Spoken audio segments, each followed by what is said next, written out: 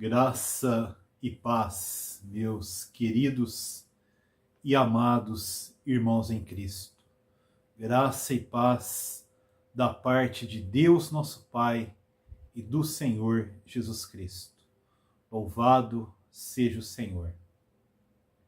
Nesta noite, nós queremos continuar, irmãos, o nosso estudo da palavra e nós iremos iniciar o estudo, a carta à igreja em Laodiceia, no capítulo 3 de Apocalipse, a partir do verso 14. Nós estudamos versículo por versículo sobre a carta à igreja em Filadélfia e nós iniciaremos o estudo da igreja em Laodiceia com a ajuda do Senhor, com a habilitação do Senhor por meio do Espírito e dependendo dele totalmente, da luz dele, da revelação dele, do entendimento dele e da aplicação dele a nós, aos nossos corações e principalmente ao nosso espírito, para que possamos ter uma visão clara, uma visão espiritual, uma visão governante sobre o tempo em que nós vivemos, a situação da igreja na Terra e o atual estado de coisas que envolvem a igreja de Deus na Terra, o testemunho do Senhor na Terra. Antes, nós iremos ter uma pequena palavra de oração. Bendito e amado Senhor Jesus Cristo, nós te amamos, Senhor.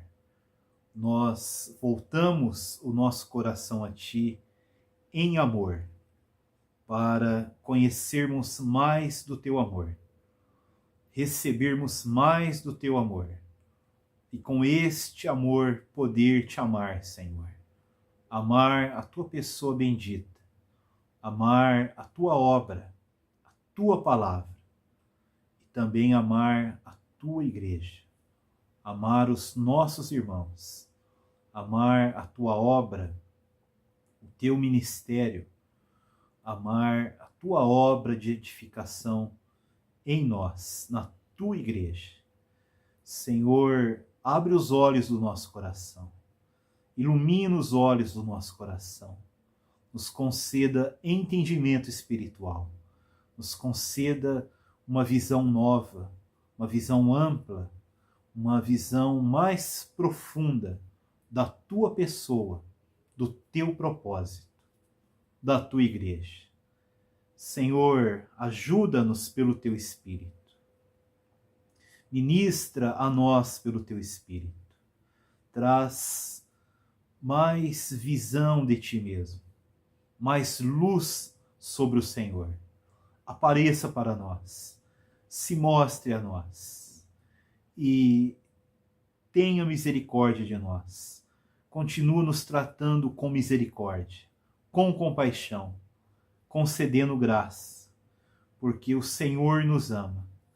Amado Senhor, queremos te amar com este mesmo amor e consagrar as nossas vidas a ti, ao teu testemunho. Ó bendito Senhor, em teu nome santo oramos. Amém. Louvado seja o Senhor, bendito seja o nosso Senhor e Salvador Jesus Cristo, que nós amamos porque Ele nos amou primeiro, porque Ele nos ama. Ele tem a iniciativa de amor para conosco. Nós somos o objeto do amor dele. E nesse amor sendo amados por Ele, nós reagimos em amor. Nosso coração pode amá-lo, pode buscá-lo, pode adorá-lo, pode ter anseios profundos, puros e santos, por conhecê-lo mais e mais. Crescer na graça e no conhecimento dele. Crescer no amor dele. Louvado seja o Senhor. Esse é o nosso alvo. É o nosso objetivo de vida cristã. Como cristãos. Conhecer mais e mais o Senhor. E buscar engrandecê-lo em nossas vidas. Exibi-lo, exibir as suas riquezas, as suas belezas, as suas glórias. Ó amado Senhor, te amamos, Senhor Jesus. Louvado seja o teu nome. Nós vamos iniciar, irmãos, o estudo, a carta à igreja em Filadélfia. É uma carta de difícil entendimento, é difícil falar sobre ela, porque é uma situação, é um estado de igreja dos mais negativos, se não o mais negativo, entre as 7 igrejas aqui. Tem 2 igrejas que são aprovadas pelo Senhor. Aí nós temos 4 igrejas reprovadas e esta também reprovada, talvez a mais reprovada. É uma situação alargadamente negativa, degradada, em todos os sentidos, por isso é difícil falar sobre isso. Precisamos de muita graça, muita luz, muita sabedoria, amor, temor, porque nós podemos nos encontrar nesta situação, uma situação de engano espiritual, de um engano muito grande, o engano em que vivia esta igreja, em que viveu todos aqueles que estiveram nesta realidade, no passar das eras dentro da igreja, e aqueles que atualmente vivem nessa situação de Laodiceia. Foi uma igreja histórica na Ásia e profeticamente ela se cumpre na história da igreja. Em muitos lugares houve isso e se estende até hoje, na atualidade. Existem certas visões sobre a igreja em Filadélfia, certas visões que eu ouço dizer que são erradas, não por aquilo que eu creio, mas pela clareza de que alguns irmãos trouxeram sobre essa igreja, alguns irmãos do passado, talvez vários, outros que eu desconheço, outros que eu conheço só de nome, que também falaram. Não cheguei a ler, a estudar, mas daqueles que eu conheço, existe um significado, uma interpretação mais bíblica nesses 3 aspectos. No aspecto histórico, profético, e no aspecto prático, o aspecto atual. Tem-se dito que Laodiceia é a totalidade da massa do cristianismo, da cristandade em si, nos últimos tempos, que é a situação de toda a igreja. Mas isso nós podemos dizer com certeza que está errado, porque essa grande massa da igreja no cristianismo atual organizado é revelado na quarta e na quinta igreja, que são predominantes hoje. A igreja apóstata e a igreja que se diz restaurada, mas está morta, se tornou um sistema morto teológico, com muitas filosofias, muitas tradições, muitas coisas medievais, coisas que herdam da igreja apóstata, da igreja idólatra. Então a grande massa está concentrado na igreja apóstata e na igreja que começou a ser restaurada e se tornou um sistema morto.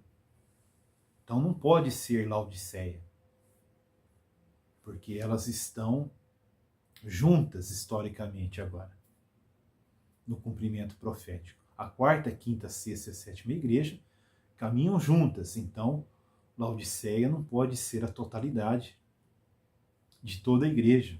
Aí incluiria até o testemunho restaurado, a plena restauração do testemunho na sexta igreja. Então isso não faz sentido dentro da palavra de Deus. E também existe uma interpretação mais nova, que eu ouço aí há uns 10 anos, que por interpretar historicamente a cidade de Laodiceia, por ter sido uma cidade muito rica, eles tinham 3 ramos de atividades que geravam muitas riquezas para eles.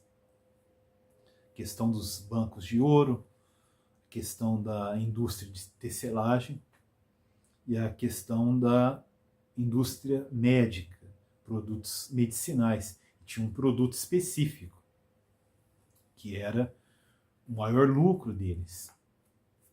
Então, uma cidade muito rica.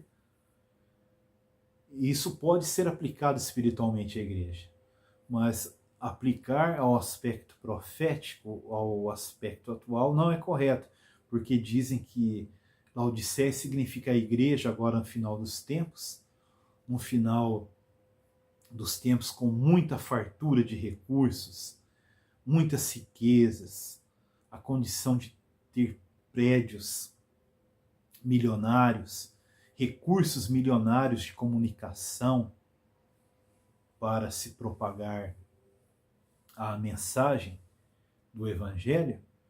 Então, e também a doutrina, o Evangelho da prosperidade, que é a igreja que prega a prosperidade. Mas não é isso também, não condiz com a palavra de Deus, com a sequência das igrejas profeticamente. O pensamento sequencial que há, aquele progresso, os declínios, as ascensões, retornando ao caminho reto, o caminho da ortodoxia, o caminho da restauração. Então, ela está muito longe de ter qualquer união com a quarta e a quinta igreja, e muito menos com algo da doutrina, o evangelho da prosperidade, a teologia da prosperidade. Aqui não se trata de uma questão de riqueza material, mas sim de um orgulho espiritual, o engano de pensar que tem uma riqueza espiritual, um depósito espiritual enorme, inesgotável, em todos os sentidos da palavra de Deus, da doutrina, da prática, do entendimento da palavra de Deus. É um orgulho de se considerarem ricos e abastados, uma abundância de riquezas. Na realidade, é uma abundância de conhecimento, muitos conhecimentos, há uma abundância. Mas nós vamos ver que há uma pobreza espiritual de conhecimento, de experiência viva, de expressão prática da riqueza que eles conhecem apenas intelectualmente, emocionalmente e também na esfera da vontade. A vontade humana forte, determinada em conseguir e fazer as coisas. Então, irmãos, é um assunto sério, um assunto delicado, pessoas que não gostam de ouvir, principalmente quando alguém se considera Filadélfia, se considera estar na restauração do testemunho do Senhor. Se falar de Laodiceia, ele fazerá argumentos para não ouvir, para distorcer, para dizer que não é isso. Então, entrando no ponto que eu quero chegar, o que os irmãos no passado disseram, que Laodiceia é a igreja restaurada, degradada. É a igreja que foi introduzida na restauração do testemunho do Senhor, mas ela se degradou. Houve um orgulho espiritual, houve um desvio. Ela é uma igreja restaurada, degradada. Igreja restaurada no sentido de que ela recebeu luz sobre a restauração do testemunho do Senhor. Ela começou a viver, uma igreja que vive dentro da visão da restauração do testemunho do Senhor, mas ela se degrada, ela se desvia da restauração do testemunho do Senhor, por se orgulhar do pouco que havia recebido. O irmão Austin Sparks, ele diz que a visão espiritual, a revelação espiritual, ela é sempre crescente, ela cresce mais e mais. Nós precisamos sempre de mais luz, mais visão, mais revelação. E no dia em que nós nos orgulhamos, essa visão cessa. Nós paramos de receber luz, visão, revelação do Senhor, revelação, alargamento do entendimento da palavra do Senhor, e nós estagnamos. E dali por diante, nós iremos viver uma situação de orgulho. E por não termos mais revelação do Senhor, nós iremos inventar muitas coisas dentro do nosso orgulho, do nosso engano espiritual, da nossa imaginação espiritual.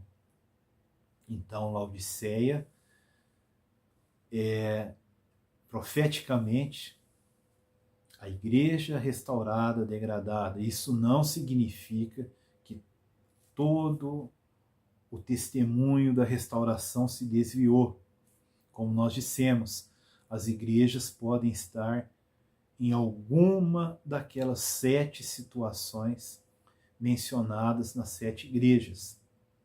Não podemos generalizar, mas há esse aspecto de que muitos se desviam, se desviaram, se desviarão da restauração do testemunho do Senhor para um estado de degradação, apenas um estado de orgulho, um estado de separação dos demais cristãos, de separação daqueles que caminhavam juntos, e uma separação hostil ao restante das igrejas cristãs, dos outros ministérios, dos outros servos de Deus, dos outros entendimentos espirituais.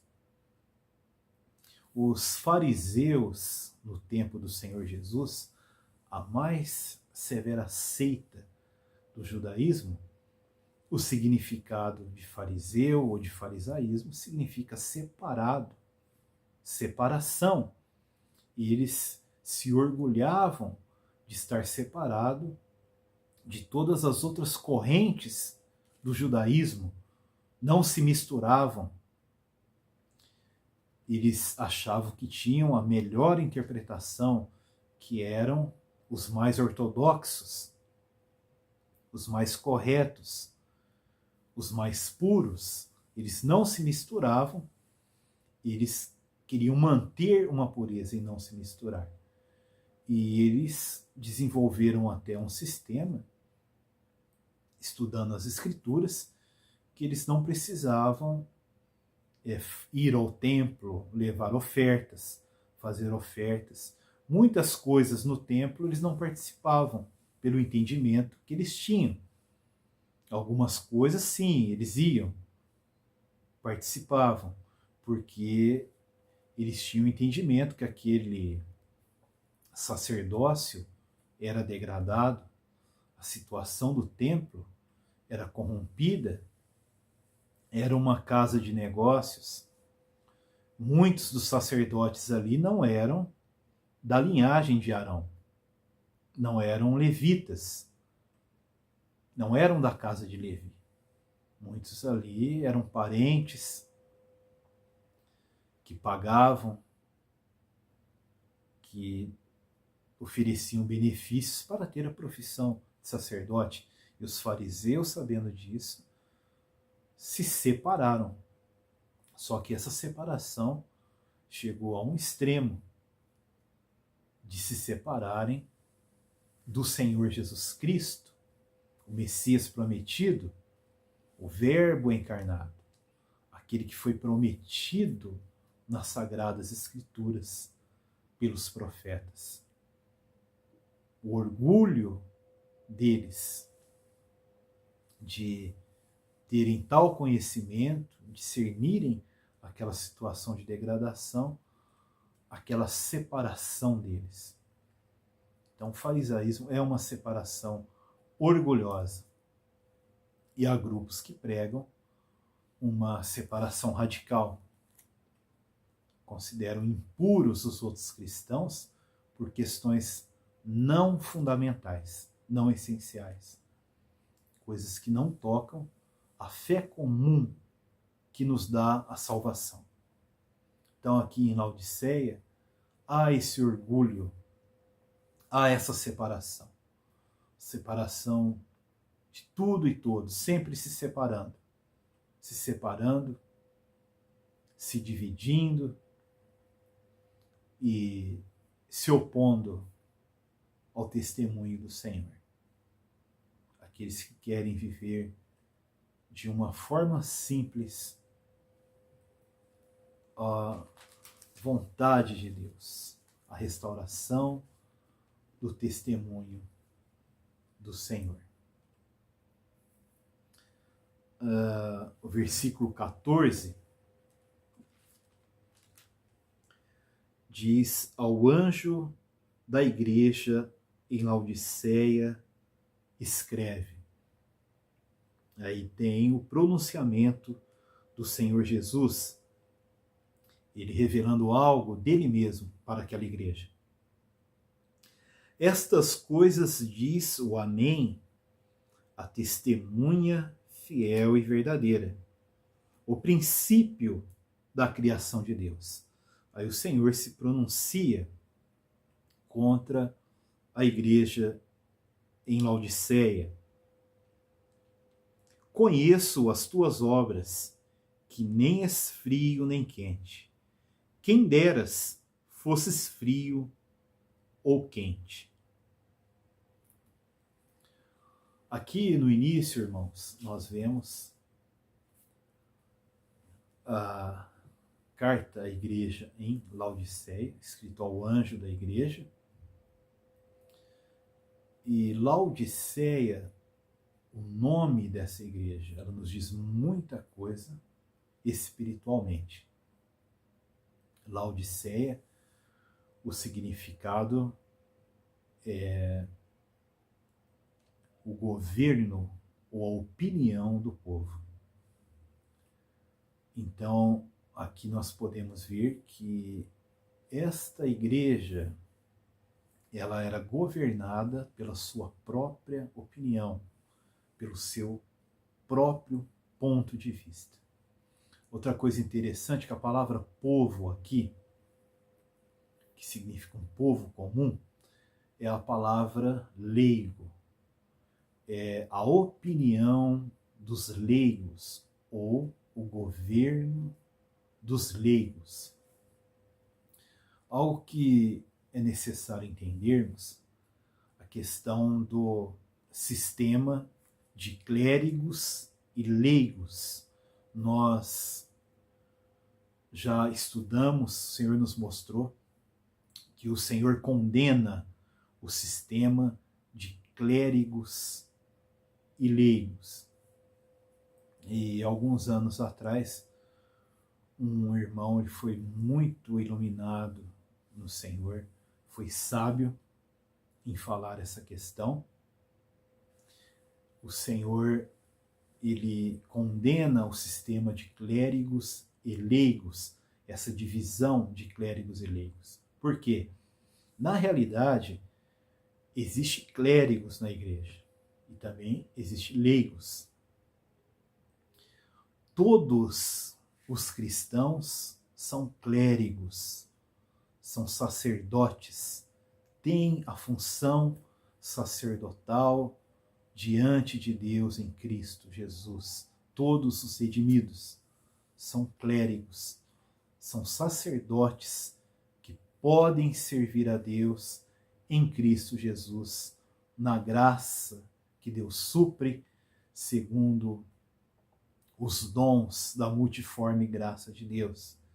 E por outro lado, todos os cristãos, todos os irmãos são leigos, um povo comum, um povo que necessita. Leigo significa uma pessoa simples, comum, que necessita de aprendizado constante, constantemente aprendendo do Senhor, aprendendo da palavra, sendo ensinado por outros, todos os clérigos e todos os leigos, que são todos os irmãos, podem servir a Deus, mas necessitam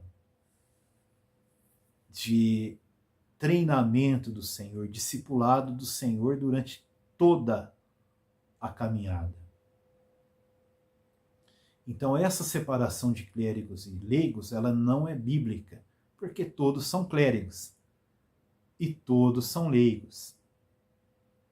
Então esse sistema diz que existe uma minoria que são clérigos e uma maioria de leigos. Isso não é verdade.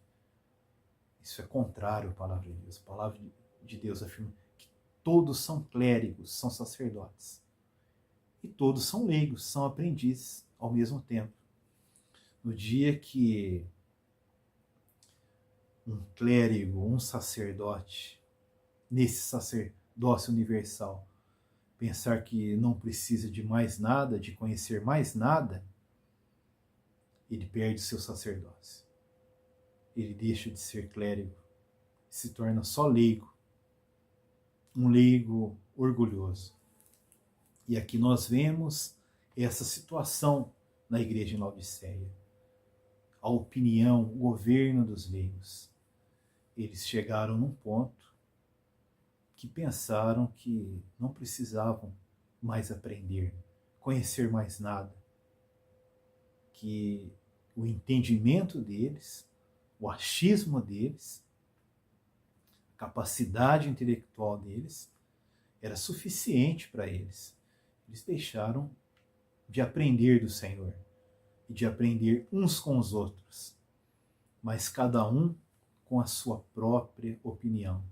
E diante do Senhor, eles achando-se todos ali são clérigos, sacerdotes, mas deixaram de ser leigos, de ser um povo simples e comum que necessita de aprendizado constante da parte do Senhor e na comunhão com os santos.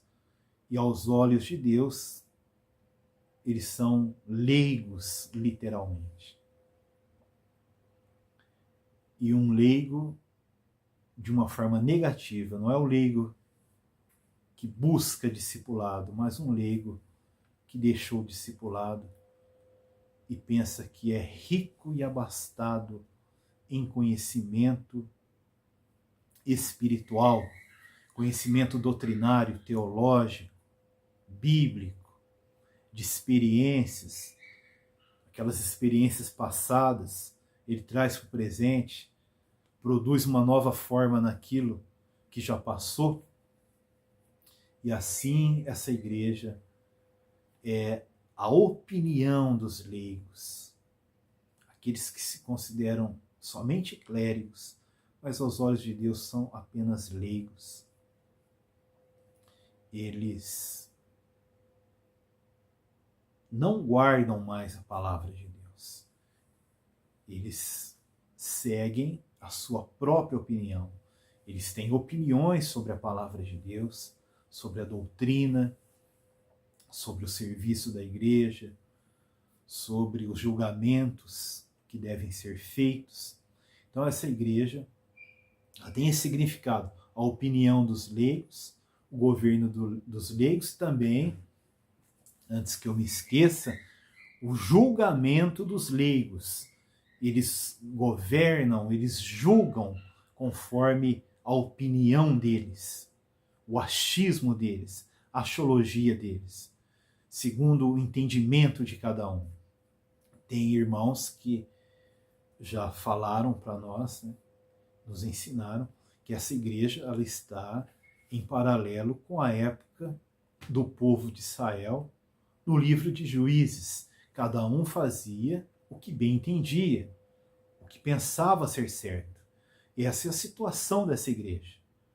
É um aglomerado de opiniões, de achismos, julgamentos baseados no seu próprio conhecimento. Eu lembro algumas vezes que nós encontramos irmãos que batiam no peito. Eu acho que assim, assim e assim, e não citou nada da palavra. E quando citava era algo distorcido, fora da realidade. Algo do individualismo. Então aqui em Laodiceia, nós vemos essa situação. Opinião dos leigos, governo dos leigos, julgamento dos leigos. Eles julgam demais, julgam as coisas, julgam as pessoas, julgam a espiritualidade, a medida de maturidade das pessoas, segundo o seu entendimento natural, humano, segundo as suas preferências, com parcialidade. E existe também um outro significado dessa palavra, que um irmão citou, o irmão Dino Ian Francisco, em um dos estudos dele. Laodiceia também significa os direitos do povo, os direitos dos leigos. Isso é o ponto mais negativo aqui, porque eles vivem a vida da igreja, eles se conduzem na vida cristã, eles servem, eles têm comunhão, eles fazem uma obra, exercem um ministério, segundo a sua opinião, o seu julgamento, o seu governo próprio, não fundamentado na palavra. Mas o mais grave aqui, os direitos dos leigos, eles vivem uma vida da igreja buscando os seus direitos. Eles não buscam os direitos do Senhor. Eles ignoram a palavra de Deus, eles ignoram os mandamentos do Senhor. Eles não se importam com deveres perante o Senhor, perante a igreja, a palavra, perante aquilo que o Senhor deixou para nós, pelos servos que nos antecederam. Eles vivem segundo os seus direitos, eles proclamam os seus direitos, segundo os seus anseios, segundo as suas necessidades. O direito dos leigos é uma igreja conduzida pelos seus direitos, aquilo que eles pensam que os beneficiam. A reunião do Partir do Pão é o primeiro dia da semana. Um exemplo, a pessoa diz, de manhã não, eu tenho que encontrar meus parentes, vamos fazer à noite. A maioria ali que manda. À noite eu estou cansado, eu tenho que trabalhar na segunda-feira. Eu gosto de sair, de jantar fora. Vamos fazer a reunião no sábado, que é contra a palavra de Deus. Não, mas o sábado eu tenho compromissos com meus filhos, né? Com a minha esposa. Vamos partir o pão na sexta-feira. Ou vamos partir o pão cada 2, 3 meses, uma vez por ano. É procurando os seus direitos, não os direitos do Senhor. O Senhor disse que o partir do pão é no primeiro dia da semana, não importa se é de manhã, de tarde, à noite, mas no primeiro dia. Isso é apenas um exemplo. A reunião, 2 horas, podia ser só 1h30. E se passar de 2 horas, não suporta. Vai embora, reclama. Aí para de ir naquele dia, tal. E assim vai, irmãos. Tantas e tantas coisas. Qualquer restrição não aceita. E assim vai se formando esse costume, essas tradições de buscar os seus direitos. Esse é o ponto mais grave. Então, Laodiceia, essa igreja que está nessa condição, o direito dos leigos, ela não busca o direito do Senhor. Aquilo que o Senhor tem direito em autoridade sobre a igreja. Os mandamentos do Senhor sobre a igreja. Eu acho que as irmãs podem ministrar a palavra de forma doutrinária, expondo as escrituras, mas a palavra diz ao contrário. Isso é um mandamento do Senhor. Mandamentos que envolvem o serviço, o governo da igreja. As irmãs podem ser presbíteras, participarem do presbitério. Tem lugares que há irmãs no presbitério. Então, é o direito. O meu direito, o nosso direito. E os nossos deveres perante o Senhor, perante a igreja. E nós ferimos a consciência de muitos. E assim nós vamos nos desviando. Que o Senhor tenha misericórdia de nós, irmãos. Nos conceda graça para estarmos firmes, perseverantes na palavra dele. Louvado seja o Senhor. Os irmãos me perdoem por estar expondo essas coisas, mas é a realidade. É o que nós vivemos, o que nós vimos, que nós já vivemos no passado, o que nós nos defrontamos a cada dia. E o Senhor chama um pequeno rebanho e se agrada de dar o seu reino, que o Senhor nos mantenha neste pequeno rebanho e nos mantenha no seu reino, na realidade do seu reino, de sermos governados por ele, orientados, dirigidos por ele, pela palavra, pelo Espírito dele. Então aqui, irmãos, como eu disse, é uma situação muito negativa. Pior que a terceira, a quarta e a quinta igreja. Porque a partir da pura palavra de Deus, é algo sério se desviar da pura palavra de Deus. E houve esse desvio na história da igreja. E o Senhor vem restaurando nos séculos. E restaura até um ponto muito claro. E o Senhor quer restaurar mais. E nesse ponto que é tão precioso, se tornou tão fundamental, essencial, as pessoas se degradam, viram as costas aquilo que o Senhor revelou e faz um sistema onde a maioria manda, a maioria decide e os líderes seguem isso. O que a maioria diz?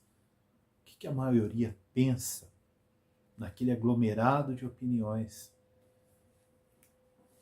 Aqueles também de forma leiga, buscando os seus direitos, tomam uma decisão para beneficiar a todos, deixando de lado a palavra de Deus sendo substituída pela opinião do homem, e a igreja sendo governada pela opinião do homem, segundo um julgamento daquilo que acha, beneficiando a si próprio, beneficiando os seus direitos, fazendo aquilo que dá certo, aquilo que acontece, aquilo que traz harmonia para todos, que agrada a todos. Isso daqui é uma introdução, uma pequena introdução relacionada ao nome da igreja em Laodiceia. Então nós vemos aqui, irmãos, a palavra opinião, a raiz dela, opinião, ela provém do ego, da alma, é o ponto de vista da mente humana, segundo o seu próprio entendimento de alma.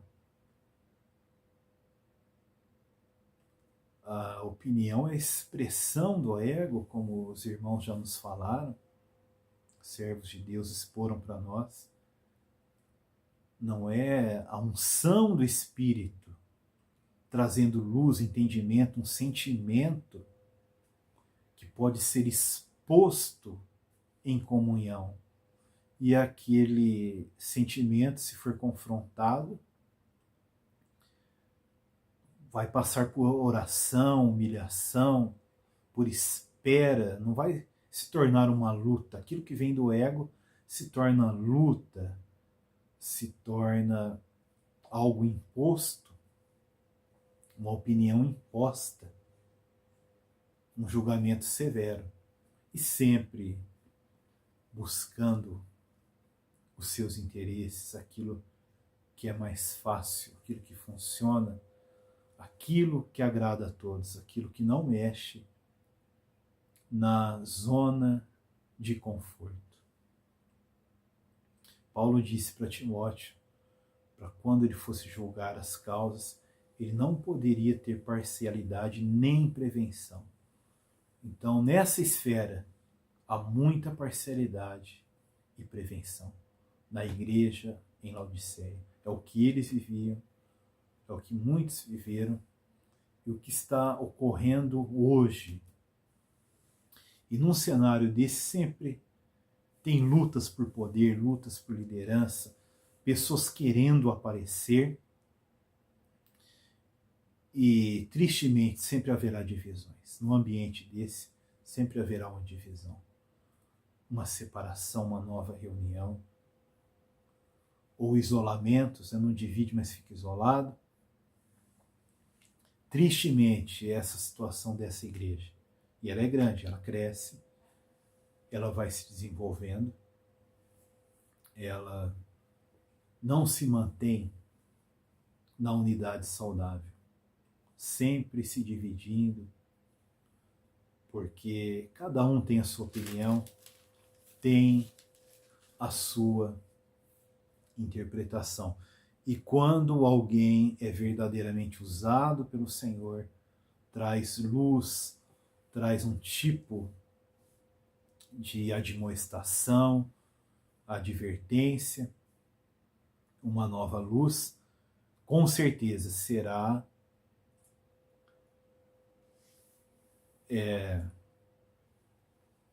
confrontado de forma agressiva, com desprezo, será deixado de lado, difamado, porque eles não suportam a palavra de Deus, não suportam a pura palavra de Deus, mas uma interpretação leiga segundo a sua opinião, segundo a sua imaginação. Aqui a palavra diz ao anjo da igreja em Laodiceia, escreve. Aqui o anjo da igreja, irmãos, significa ao mensageiro da igreja, aquele que tem a responsabilidade pela palavra de Deus. E o mensageiro aqui é um mensageiro coletivo, não está falando de um indivíduo. Em cada igreja há um corpo de irmãos, de mensageiros, que tem a responsabilidade de anunciar a palavra de Deus de forma doutrinária, de forma exortativa. São os profetas e mestres que o Senhor levanta de forma oficial. Eles têm a autoridade também de corrigir os erros, de aperfeiçoar os santos que têm chamada para o ministério, julgar as questões confusas que trazem doutrinas estranhas. Todos os irmãos podem profetizar nas reuniões da igreja, podem contribuir com a sua porção, aquilo que o Senhor concedeu a eles na palavra. A reunião, ela é comum, aberta e participativa a todos. Tem um momento na direção do Espírito que todos podem profetizar, não todos literalmente. Tem 100 irmãos, 100 um por um, não. Naquele dia o Senhor vai levantar todos aqueles que recebeu algo do Senhor, não importa o número, seja pouco, seja maior, eles irão profetizar, compartilhar a palavra, as suas experiências, o que tem recebido do Senhor, o que tem estudado, o que tem ganho de outras mensagens que ouviram. Mas dentro desse sacerdócio universal, desse profetizar universal, Existem alguns que são profetas e mestres, que são homens dons, eles são, de forma oficial, aqueles que aperfeiçoam os santos para a obra do ministério. Então eles têm um encargo de uma palavra ministerial, que ensina doutrina, que corrige erros doutrinários, que traz a revelação de Cristo, palavra da sabedoria, palavra do conhecimento. Eles falam sobre Cristo e sua obra de forma profunda, de forma espiritual, com direção, e também expõem pela palavra do conhecimento a verdade, a doutrina, de forma didática, os fundamentos. E esse é o mensageiro da igreja, é um corpo de mensageiros. Então aqui, a esse corpo de mensageiros que está em Laodiceia, o Senhor escreve contra essa igreja. Vamos ver aqui a misericórdia do Senhor, há um corpo de mensageiros fiéis.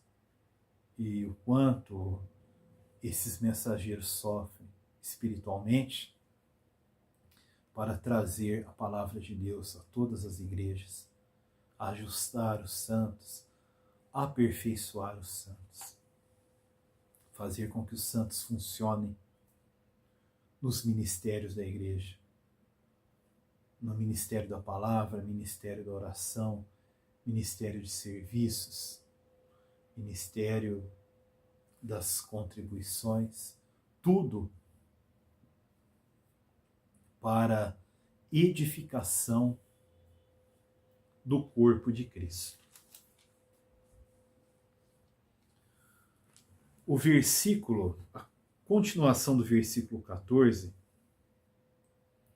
estas coisas diz o Amém, a testemunha fiel e verdadeira, o princípio da criação de Deus.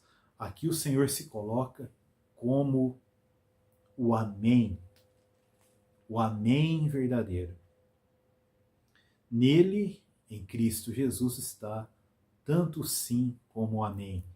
Cristo Jesus é o único que diz sim e amém a Deus, ao Pai, de forma sincera, de forma genuína, de forma absoluta, de forma plena, com realidade. Ele é o amém, é aquele que concorda com Deus.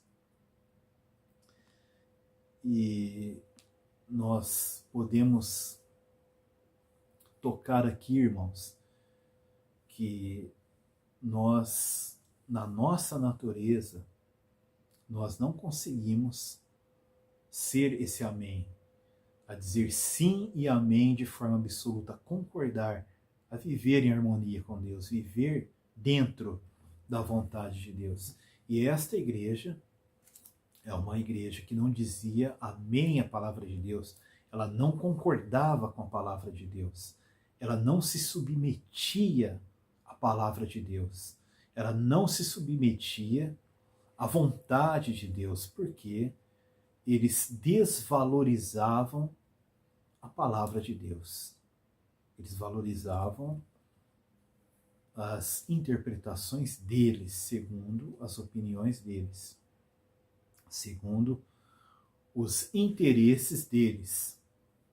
Então aqui o Senhor se apresenta como o Amém, a testemunha fiel e verdadeira. O Senhor Jesus, como é dito lá no primeiro capítulo já, antes de falar das igrejas, ele se apresenta ali de uma forma sacerdotal, só que como juiz. E ali é dito que ele é a testemunha fiel e verdadeira de Deus. O Senhor Jesus, a testemunha fiel e verdadeira. Ele é fiel e verdadeiro a Deus, ao testemunho de Deus. Ele é fiel e verdadeiro a Deus, ao Pai. A igreja em Laodiceia, ela pensava que era o testemunho fiel e verdadeiro do Senhor Jesus.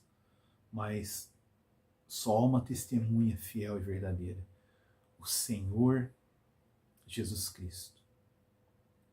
Nós não conseguimos, irmãos, apesar de que o objetivo, o propósito do Senhor é que nos tornemos testemunhas de Cristo, que a igreja, como candelabro, é o testemunho de Jesus.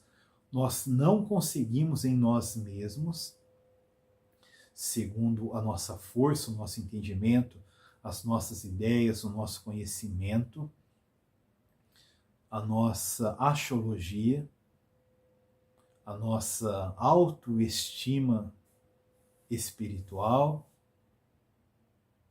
Por toda a experiência que temos, nós não conseguimos ser testemunha fiel e verdadeira. Porque a testemunha fiel e verdadeira de Cristo, da pessoa, da obra, do propósito de Cristo, é o Espírito Santo.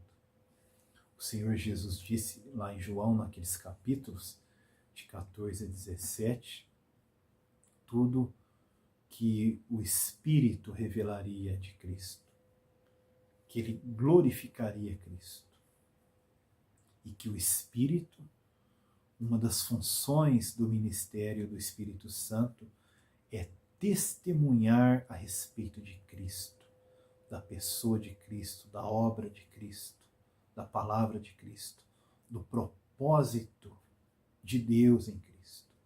Ele é a testemunha de Cristo. Ele dará testemunho de mim.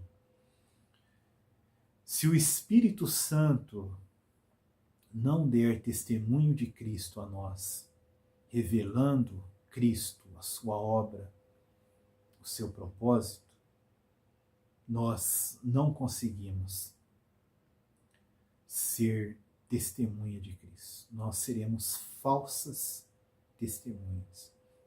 E esses irmãos aqui de Laodiceia, eles eram falsas testemunhas, porque eles testemunhavam não o que eles recebiam do Espírito Santo, mas segundo a imaginação, o jeito deles, o que eles imaginavam ser verdadeiro em relação ao Senhor.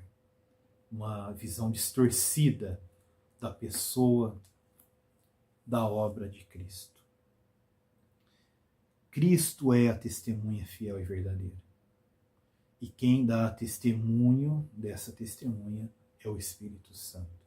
Tanto é que em Atos, capítulo 1, o Senhor disse que o Espírito Santo desceria sobre eles. Eles se tornariam testemunhas do Senhor Jesus em Jerusalém, em toda a Judéia, em Samaria, até os confins da terra, porque o Espírito Santo desceria sobre eles, habitaria neles e os revestiria de poder. Então, sem o poder do Espírito, a habitação do Espírito, a unção do Espírito, a direção do Espírito, o testemunho do Espírito em nós sobre Cristo, que é a testemunha fiel e verdadeira, nós nos tornamos falsas testemunhas. Nós vamos testemunhar algo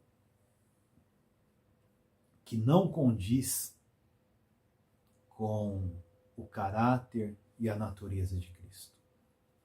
Nós testemunharemos a nós mesmos, a nossa religiosidade, a nossa doutrina, a nossa teologia, o nosso jeito de fazer igreja, de viver a igreja, a nossa interpretação. Expressaremos, testemunharemos a nossa natureza carnal. E aqui o Senhor é o princípio da criação de Deus. Princípio da criação de Deus, aquele arquê que é mencionado por Paulo em Colossenses capítulo 1, João cita no capítulo 1 do Evangelho, também o princípio é citado lá em Gênesis. Então, Cristo é o princípio da criação de Deus. Muitas pessoas que não creem na Trindade, no Deus triuno, não creem na deidade, divindade eterna, absoluta de Cristo, não creem que Cristo é Deus eterno, com o Pai e o Espírito Santo, aqueles que negam que Cristo é o Criador. Eles usam esse versículo sem entendimento. Porque o que João quer dizer aqui, que ele escreveu, que na realidade é o próprio Senhor Jesus dizendo, que ele é o princípio da criação de Deus. Princípio porque lá em Colossenses Paulo explica porque o princípio da criação, na eternidade, todas as coisas foram criadas por meio dele. Ele é o meio da criação, porque ele é a palavra viva de Deus. Ele é o verbo eterno de Deus. Então, ele é o princípio, porque por meio dele que é a palavra. Tudo que foi feito se fez. João escreveu no capítulo 1 do Evangelho. E fala também, por meio dele, nele, na pessoa dele, na esfera do ser, na esfera do poder da pessoa dele. Deus criou todas as coisas. Ele é o instrumento, ele é a esfera na qual todas as coisas foram criadas. E tudo que foi criado, nele e por ele, foram criadas para ele, o alvo. Deus criou todas as coisas em Cristo, por meio de Cristo e para Cristo. O alvo é que todas as coisas criadas no universo são para Cristo. Foi para Ele. Foram criadas nele, na esfera da pessoa dele, por meio dele, por ele, porque ele é um instrumento, a palavra, o verbo eterno, a sabedoria de Deus, e tudo foi criado para ele. Porque por ele, porque nele, por ele e para ele são todas as coisas. Tem também aqui sobre essa palavra princípio, isso que Paulo disse em Colossenses, quando ele explica, né, que tudo foi criado nele, por meio dele, para ele. Ele é antes de todas as coisas, nele tudo subsiste. Ele sustém todas as coisas. Hebreus fala que todas as coisas são sustentadas pela palavra do seu poder. Uma coisa que eu quero falar sobre o princípio, irmãos, uma coisa que no máximo uns 3 anos que eu aprendi num curso teológico, é a citação desse princípio no hebraico. Alguns irmãos que eu conheci que tinham um certo conhecimento do hebraico, esse princípio, que é o Bereshit, em Gênesis 1, o princípio, o Bereshit no hebraico, ele combina algumas palavras. E maravilhosamente, no Bereshit você pode tirar as palavras nele, com, para, em. Louvado seja o Senhor. Então, o princípio, o Bereshit, você extrai essas palavras, como Paulo disse, nele, por ele e para ele são todas as coisas. Então, no princípio, quando Deus criou todas as coisas, o Bereshit significa que em Cristo, por meio de Cristo e para Cristo, Deus criou os céus e a terra. Cristo é Deus eterno. Por isso, ele é o princípio da criação. Ele é eterno. Ele é o Deus eterno. Louvado seja o Senhor. Que o Senhor tenha misericórdia dessas pessoas que falam que Cristo é a primeira criatura. É uma heresia tremenda. Eles não sabem o que estão falando. Bendito seja o Deus e Pai do Senhor e Salvador Jesus Cristo. Ele é o princípio da criação de Deus. Porque em Cristo, por meio de Cristo e para Cristo, Deus criou os céus e a terra. E sem ele nada do que foi feito se fez. E aqui também é uma lição, irmãos. Nós não temos o direito de iniciar nada na vida da igreja, na obra de Deus, no ministério, por nós mesmos. Quem inicia é Cristo.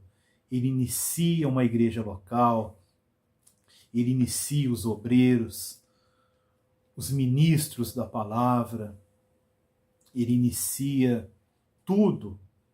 Ele que chama a existência as coisas que não existem. Ele é o princípio da criação de Deus. Então, todas as coisas hoje na igreja, elas vão surgir em Cristo, por meio de Cristo e para Cristo. E ele vai transmitir, dispensar isso a nós, isso à igreja. Então, a igreja em Laodiceia era uma igreja que tinha muita iniciativa. Havia muitas coisas que eles iniciavam. Eles achavam que era um princípio, porque eram inteligentes, eram capazes, mas espiritualmente eles não tinham nada que agregavam, que edificavam, nada que glorificasse ao Senhor. Então, essa é uma lição muito importante. Não vamos iniciar nada que o Senhor não iniciou. Algo que não procede de Cristo, que não foi feito por Ele, e não é para a glória dele, não inicie, porque isso não vem do Senhor, não vem do Espírito Santo. Louvado seja o Senhor. Que o Senhor nos conceda graça, irmãos, para continuarmos a ouvir a palavra de Deus, a meditar na palavra de Deus e, o mais importante, possamos crer, ter uma vida de união com Cristo, uma vida que o satisfaz plenamente. Louvado seja o Senhor.